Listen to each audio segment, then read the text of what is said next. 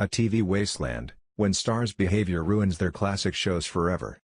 For most of my adult life, when I've attempted to explain the unique alchemy that is my sense of humor, I've related it to people by explaining it in terms of the television shows that shaped me in my formative years. My own personal holy triumvirate of TV sitcoms, if you will.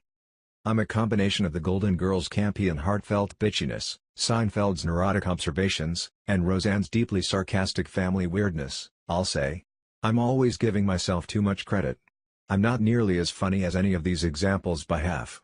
But these are the shows that, for better or worse, crafted what I find funny and, to an extent, how I relate to the world. It's also what's made Roseanne Barr's prolonged fall from grace cut so deep. My disillusionment with Barr began long before ABC successfully revived the beloved sitcom this spring to unpredictable success, only to see that success implode rather swiftly for them when, just 2 weeks after touting her as the new face of the network at their 2018 upfront presentation to advertisers, the clearly troubled comedian shot off an unarguably racist tweet comparing former Obama advisor Valerie Jarrett to a famous cinematic ape. After all, this was hardly the first time Barr had engaged in such inexcusable behavior, on social media or otherwise.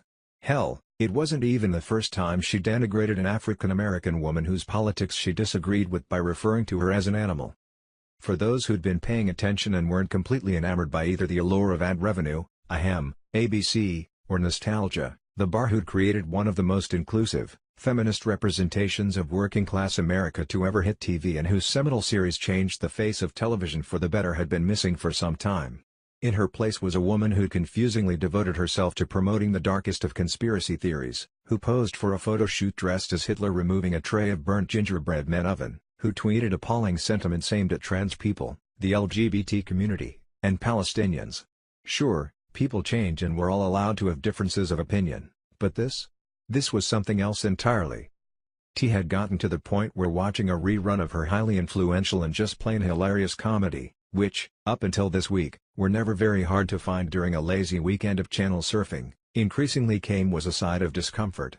Was I comfortable laughing at, and with, a woman who tweeted that the people of the LGBT community, my community, supported pedophiles?